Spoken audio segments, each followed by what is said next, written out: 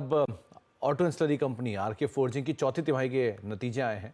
इस दौरान कंपनी का मुनाफा 30% बढ़ा है और 87 करोड़ रुपए हो गया। वहीं रेवेन्यू में भी सालाना आधार पर करीब करीब 6% की बढ़त देखने को मिली है। मार्जिन्स भी हल्के सुधार के साथ कामकाज कर रहे हैं।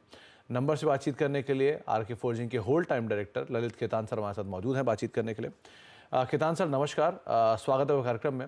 पहले तो इस क्वार्टर के नंबर्स में वाई वाई बेसिस पे तो एक अच्छे नंबर है, क्यू ऑन क्यू हालांकि थोड़े फ्लैटिश साइड पे नंबर दिखाई पड़ेंगे, लेकिन बहुत सारे एक्विजिशंस जो आप लोगों ने किए हैं 2023 में 24 में, वो कुछ कुछ हद तक अब मटेरियलिस्टिक होते हुए दिखाई पड़ रहे हैं।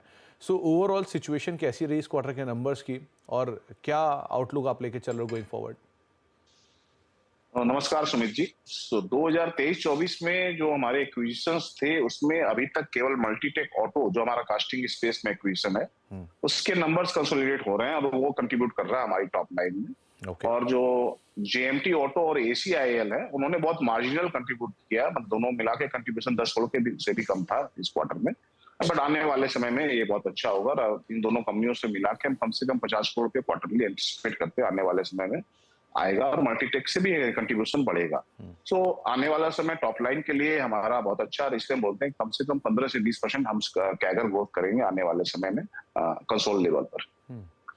तो ललित सर, रिसेंटली कुछ फंड रेस भी है और क्योंकि बहुत कुछ एक्टिविटी होके गई है 2023-24 में, अच्छे खासे एक्विजिशंस जिसका आप इम्पैक्ट बता रहे हो कि आने वाले समय में FY25 में हम देखेंगे ही, प्लस फंड रेज भी है जो कि नई कैपेक्स के लिए यूज़ होगा। सो कैसे आप इस्तेमाल करने वाले हो ये पूरे फंड रेजिंग को और एक्टिविटी FY25 के लिए हम क्या मान के चलें? तो सुमित जी आप देखो हमने क्या किया है कि ये जो फंड एक्टिविटी की एक्विजिशंस और तो हमने अपना डेट नंबर काफी डाउन किया है और काफी कम किया है। अगर आप FY23 से FY24 को देखो तो करीब 500 करोड़ से ऊपर हमारा डेट डाउन हुआ है और हमारी मतलब टारगेट ये है कि हम डेट को बढ़ाएंगे नहीं, डेट को कम ही रखेंगे और जो भी खर्च करना है वो हम फ्री कैश फ्लो से करेंगे। सो आज जो डेट का नंबर कंसोल लेवल पे 800 करोड़ दिखता है वो आने वाले समय में कम ही होगा धीरे धीरे, क्योंकि जितना पैसा कमाएंगे हम वही खर्च करेंगे और हमको उम्मीद है कि आने वाले समय में कैश फ्लो और अच्छा होगा तो हमारे पास इतना पैसा होगा कि हमारे को डेट लेवल को बढ़ाने की जरूरत ना पड़े और बहुत अच्छा डेट एबिटा मार्जिन और डेट लिवरेज रेशियो हमारा होगा। तो ललित सर, दो तीन चीज़ें बिजनेस पर्सपेक्टिव से। एक, इस क्वार्टर में ऑटो के नंबर्स थोड़े सबड्यूड रहे हैं अगर हम वाई वाई बेसिस पे देखें, लेकिन रेलवेज का स्ट्रॉन्ग कंट्रीब्यूशन आता हुआ दिखाई पड़ा है। क्या वो प्राइवेट केपेक्स को मान ले या गवर्नमेंट केपेक्स को मान ले जो कि कंपनी के लिए काम कर रहा है? पहला हिस्सा। दूसरा, एक्सपोर्ट फ्रंट पे कौन कौन से मार्केट्स बेटर करके गए, क्या एक्सपोर्ट के लिए आप आउटलुक लेके चल रहे हो? तो बात करें अगर हम ऑटो की, तो ऑटो निश्चित रूप से हमारा लास्ट क्वार्टर से थोड़ा सा मार्जिनली डाउन था, लेकिन इसका एक कंट्रीब्यूशन रेड सी था। रेड सी के कारण कुछ मार्केट हमारे शिपमेंट जो हम रिकॉग्नाइज नहीं कर पाए, करीब 20 करोड़ का रेवेन्यू हमारा कम हुआ क्योंकि हमारे शिपमेंट मिड सी में थे। तो otherwise we could have crossed जो लास्ट क्वार्टर का रेवेन्यू था। लेकिन उसके बाद भी हमारी एक्सपोर्ट परफॉर्मेंस काफी अच्छी थी और दैट हम ये बोल सकते हैं कि आरकेएफएल की हिस्ट्री में सबसे बेहतर परफॉर्मेंस थी एक्सपोर्ट की और आने वाले समय में आई थिंक ये परफॉर्मेंस सस्टेनेबल है। सो एक्सपोर्ट्स में आप काफी अच्छा ट्रैक्शन देखेंगे FY25 में और FY26 में।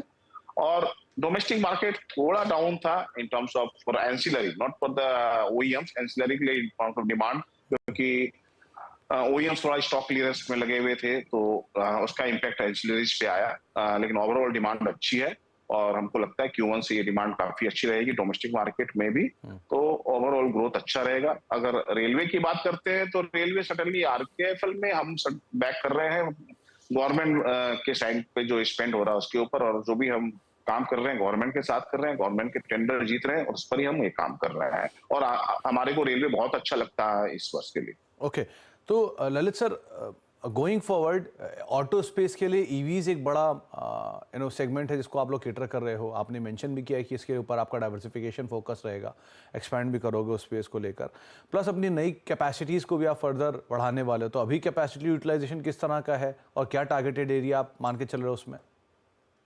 तो आप देखो अगर कैपेसिटी यूटिलाइजेशन की बात करते हैं तो हम करीब 90% कैपेसिटी यूटिलाइजेशन पे थे पिछले क्वार्टर में। और उसके बाद हमने करीब 19,000 टन कैपेसिटी ऐड की अप्रैल में। सो 2,10,000 से हम 229 हो गए और हमारा प्रेजेंटेशन देखो और गाइडेंस देखो, हम काफी समय से बोल रहे थे इस साल के अंत तक हमारी कैपेसिटी 3,08,000 टन हो जाएगी, जबकि हमारा प्रोडक्शन करीब 1,80,000 टन के आसपास था। तो अभी काफी हेडरूम है कैपेसिटी में, और क्योंकि हम 15 से 20% ग्रोथ का गाइडेंस दे रहे हैं, तो हमारे पास अगले 3 साल की कैपेसिटी दिखती है बहुत आराम से। लेकिन इसका मतलब ये नहीं है हमारा कैपेसिटी एडिशन बंद हो जाएगा। हम मार्केट को इवेल्युएट करते रहेंगे और नए-नए प्रोडक्ट लॉन्च करते रहेंगे। जहां पर हमको कैपेसिटी की जरूरत पड़ेगी, वो हम कैपेसिटी ऐड भी करेंगे।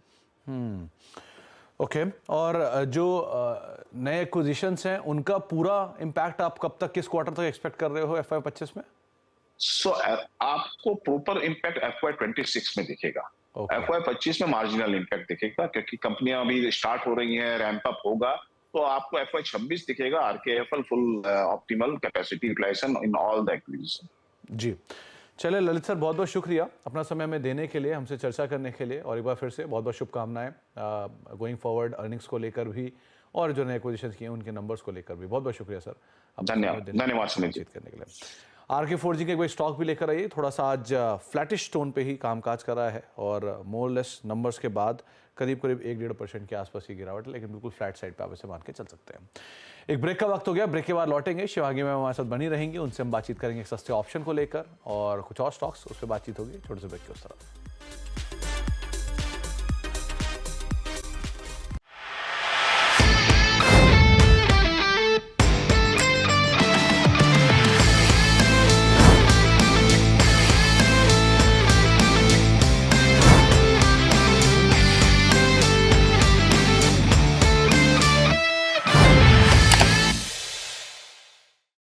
बता दें कि मनी कंट्रोल पर दिए गए विचार एक्सपर्ट्स के अपने निजी विचार होते हैं।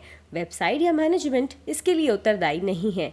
यूजर्स को मनी कंट्रोल की सलाह है कि कोई भी निवेश निर्णय लेने से पहले सर्टिफाइड एक्सपर्ट की सलाह लें।